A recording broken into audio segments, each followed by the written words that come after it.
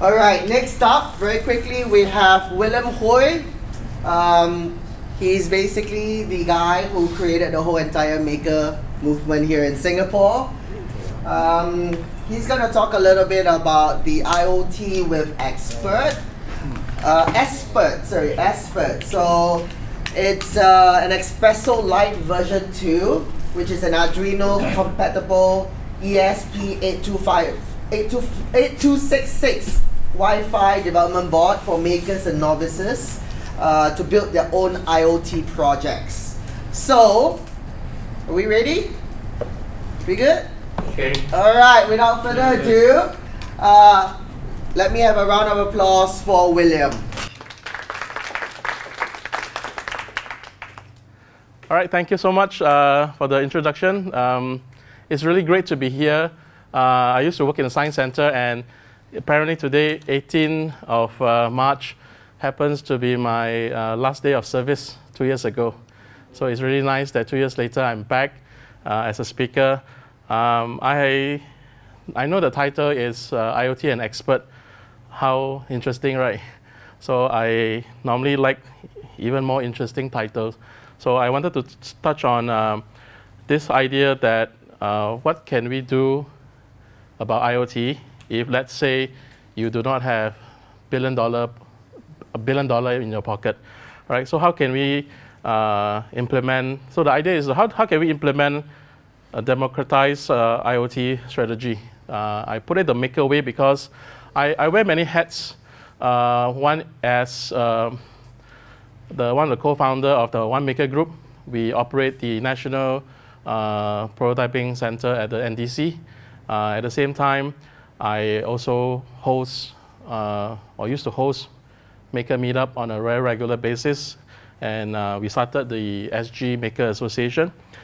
Today I'm wearing the hat of a startup entrepreneur. My background is I'm in education.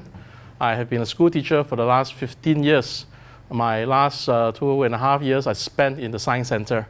So today I'm very privileged to address a bunch of eminent geeks and hackers. So hopefully, please correct me if I'm not too technical, because I'm a school teacher. All right, I like this Smart Nation thing because I kind of like got started with organizing events right at the time Smart Nation initiative was announced. And of course, over the time, we love to do smart things, but unfortunately as citizens, or at least people who live in Singapore, sometimes just have a nagging feeling that you often get neglected, right? Because, hey, Smart Nation is nice, Smart City is cool, smart cars are awesome, but what about citizens, Shouldn't they be smart as well, Do they matter? So these are some of the nagging things I always have as an educator. Now, my company wants to, I'll share with you a brief history about how we started the company, but at the same time, to introduce Espert. Espert is the name of the company, and we are proud to say that we are an IoT company, and we aim to be an IoT platform company. I believe there are only 300 companies in the world that profess to be an IoT platform company. What an IoT platform company does is that it has full-scale, end-to-end infrastructure surrounding things like how do you get sensor data to controlling, to getting their infrastructure to talk with microcontrollers, having a type of communication protocol that sends information to the cloud, and then how do we get this big data to be analyzed, to be visualized, and to make sense so that people could make data-driven decisions. Guess what? As a startup, we actually are able to do all this already. My company started in November last year, and we are very small. When I say my company, it's only 2%, me and my co-founder. And of course, we have employee number 1, so there's only 3 of us. And we know what it means to be small. After all, I've been living in a small island for the last 25 years, so it's really tough to, when we look at all the big guys out there who are giants in the IoT circle and IoT world. And a quick glance on this slide will show you that if you are going into IoT business, you are up against these brands. You know, every one of them is a billion-dollar company with either billion-dollar market cap or with revenues in excess of billions. You know, there's what, 9 zeros. What are your chances? Hello, startup, 2% made in Singapore. What are your chances? IoT platform, wow, that is a bold statement. Huh? So what are your chances? Oh, well, you know what? The only thing I can say is that I dare say 97% of the world population doesn't really care about IoT. Probably because they don't understand, probably because they don't have access, or probably because there's still room for the market to grow. Okay, this I did not plug these figures from the air. I met with Dr. Tan from I2R, A-Star. This is government statistics. You know, apparently, let's say, look at in Singapore, you know, at least 97% do not understand what's IoT, and which leave only 3% of people who actually do IoT. So this is actually a very good market, you know. But in this case, what are your chances if, let's say, you are a 2-man, 3-man company and you want to build an IoT business? So one of the things that we always ask ourselves is that, can there be a way for at least IoT to be democratized, which means that it doesn't really matter how much money you have in your bank or how much investors you have at your back, you can have access to it. You can have access to, or at least you can participate. You have a voice in this market. And in order to do that, we need to be able to lead the masses to adopt IoT. So my eyes are on the 97%. As an educator, I look for the people who are untrained, uninitiated, uninformed. These are my target audience. All right? So this is an opportunity actually for small guys to actually come in and lead the mass adoption of IoT. Because big companies have problems with this. If big companies already have solutions to it, then everybody will be using many of these companies' platform. Unfortunately, the reality is far from truth. Okay?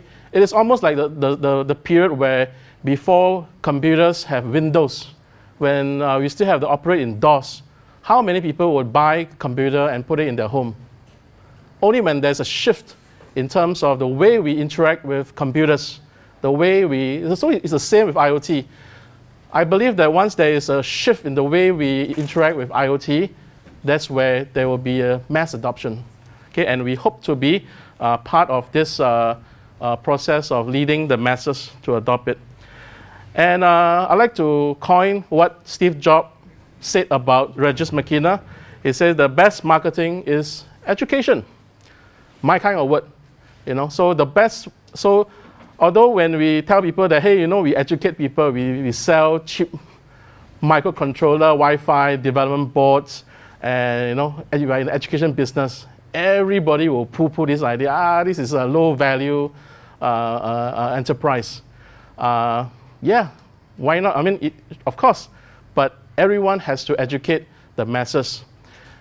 Big companies like to say that there's an $11 trillion market by 2020 or 2030. But who is going to educate the market? And who is going to kind of like help to grow? Okay, somebody has to, so why not? Let us do it. So I subscribe to the maker movement. We believe in several tenets that help us to do what we do. I left the civil service just to pursue or at least eat my own dog food. I believe the maker the way. And I want to share with you 3 tenets of what we always tell people. Okay, what do we believe as a maker? Number 1 is to have a growth mindset. The mindset or the belief that anyone can learn anything. Today, I do not know how to program doesn't mean I get disqualified because tomorrow I can learn. The next day I can learn. You know, it is not impossible for somebody to be able to pick up knowledge and to be able to learn, as long as the person is willing to decide that he's going to learn. And we ourselves have gone through this process of learning. For me, as an ex-school teacher, I've really learned a lot, and there are a lot of things I don't understand. In fact, half the time the talk I don't understand, but over the years, okay, it becomes better. Right? At least I know half of what people are talking in geek camps or in events like this. We look at the giants, such as big companies, and we say to ourselves, you know what? Let's not recreate the wheel. Let's not be their competitor. There's no way you can be a competitor.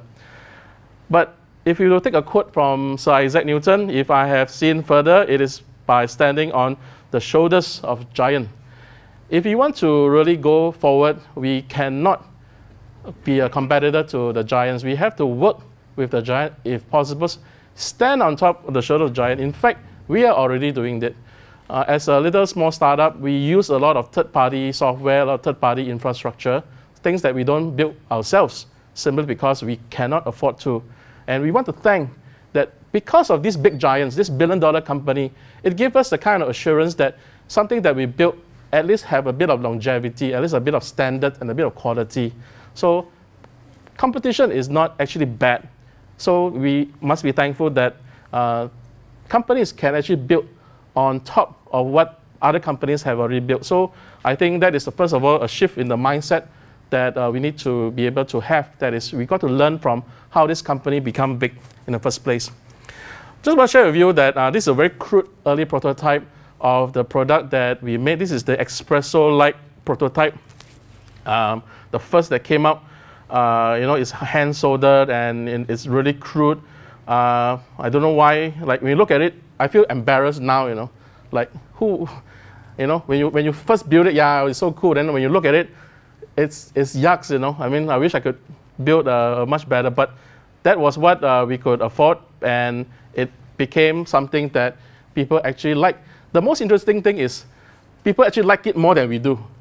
People actually like to use it more than we do. So we actually made like a few hundred of this, and people actually bought it, and until the point where I couldn't fulfill the orders, which I had to apologize, and you know, people actually transferred money to our PayPal, but I couldn't fulfill the order. You know, so that was a very good validation in terms of that, hey, maybe somebody out there actually believe in this. And anyway, the reason why I share this is that building hardware is not our forte. We are amateurs. We don't build hardware for a living. But thankfully, because we also share these ideas with others. So a second tenet that I want to share is that makers believe in open sharing. That is not afraid to tell others how it works. Shamelessly, we take this product.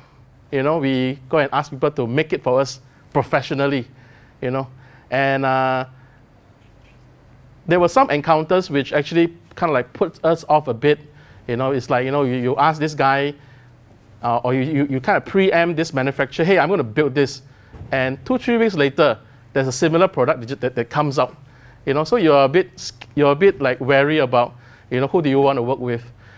So, sometime in December, I was in Malaysia. I met some guy through the Penang Maker Faire, and they were very interested in helping us to build this product. And I was very worried because I don't have money to pay these guys to build the product yet, because we have not kind of like started on our fundraising. We are still bootstrapping. And lo and behold, they offer, hey, we'd like to take your license. Can you license this product to us? You know, I'm like, what? This crap, you really want it? You know? So I said, wow, why not? Why not? So here you go. And so that was the story how Espresso Beta became Espresso version 2. The engineers from Citron, they were amazing. They solved a lot of problems, such as, you know, when we first used this module, one of the things you got to do is to do a manual reset each time before you flash the Arduino sketch. and there's no way we could solve it. My co-founder, Jimmy, he owns a couple of businesses in Thailand, so he had engineers under his payroll, and they couldn't solve that problem as well until there was one design engineer who did set on solving that problem, and he manually routed every single track and created Frankenstein, called the version 2. It was one of the best design we ever come across, and we think that this thing has potential. Okay, it is not the best board. We don't say we have the best board. It's not the best. In fact, there are other boards which are more user-friendly, more beautiful, and more well-adopted. We are not going to compete with them. The boards that we made is made for a certain purpose. Okay, it is made for people who require an OLED display on top of the microcontroller. Just like in the 60s, you know, mainframes. People will mainframe in punch cards, they don't have a terminal until Jobs and Wozniak, you know, put a terminal, hook up a TV onto a board, and then you have a computer. So in this case, we think that we are creating that so-called, you know, breakthrough, not really breakthrough, but something different by adding something which I think will be very useful for the users to have a display to at least be able to see what's happening when you actually boot up the unit, right? So thankfully, we actually shared this with a lot of people, and in this case, we want to take it upon ourselves to take this device and use it to educate, or in educational terms, to curate learning experience. Okay, so for the purpose of demystifying IoT, making it palatable, you know, enjoyable for the masses. Wow, this sounds like a mission statement, right? And that is exactly what I really want to be part of. That is to help people to be less afraid of technology, because after all, things doesn't have to be as complex for people of a certain level, right? The geeks and developers can talk about codes and hardware, you know, but for the 97%, they are more interested in terms of, can I participate? Can I use it? Can I use it to build something that is going to be very useful for my home, right? And that is what we intend to do. So we have what we call our platform consists of an app, a board, and a cloud, basically the ABC model, right? We have finished the board. The board is actually out of our hands. It's being manufactured and being distributed by Cytron, our partner company. We are now concentrating on building completing our cloud and our app.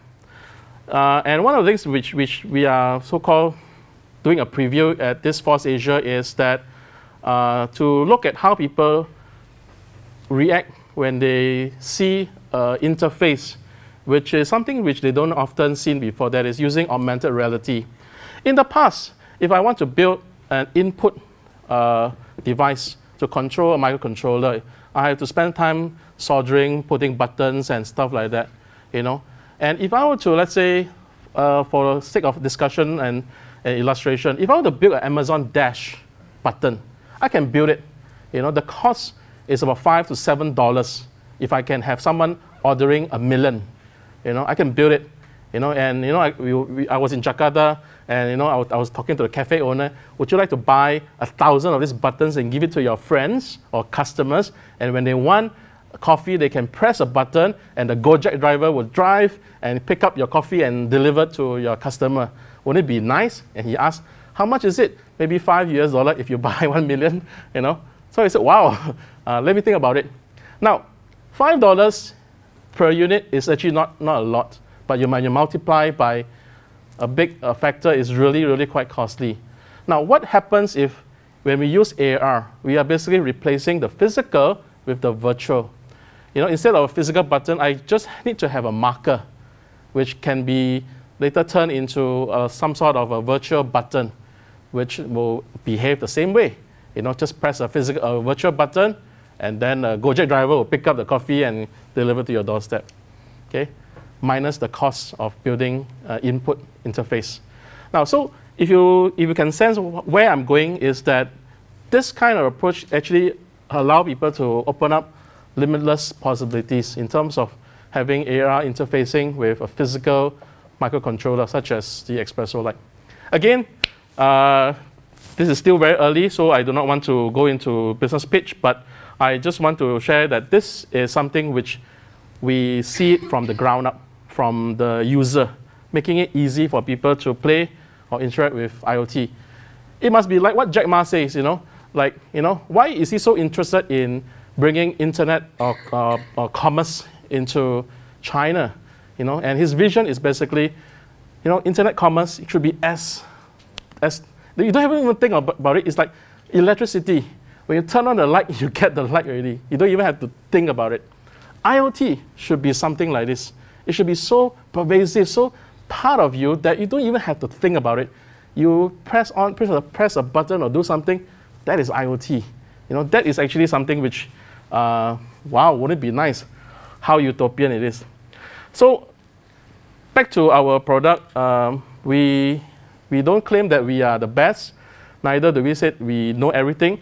So we say that we are who we are because we share with many people and they are part of our success. So we will say that, well, this project is conceptualized in Singapore, developed in Thailand, made in Malaysia, and let's innovate with ASEAN. Okay? When you fly ASEAN flag, nobody can say no one. Usually, 600-person economy. Who dares to challenge it, right? So ASEAN is the right word to play in the next few years to come. Okay, the third tenet I want to share is craftsmanship. That is to do your best even when no one is looking. That is the kind of standards, the kind of quality that we need to push up. Unfortunately, I'm not Steve Jobs. Unfortunately, we don't have his DNA. We cannot be like him, but we can learn that this is really his word. Beauty, craftsmanship, quality. And I just want to show you this is something which we did, just to show you what we mean by having an AR overlay to create a physical interface, right? Okay, a button that you can press, slider, is a knob, right? Or you can create an robotic arm, Yeah, so these are some of the possibilities, and you can use this to control a physical microcontroller, such as the Espresso, right? So we want to use our hardware to help people build something cheap, fast, and easily. So this is also, I want to use this time. How much time do you have? Wrap up already. Okay, last slide, any. Forget it. Okay, this is cloud. Check the website. This is what we do. See you soon.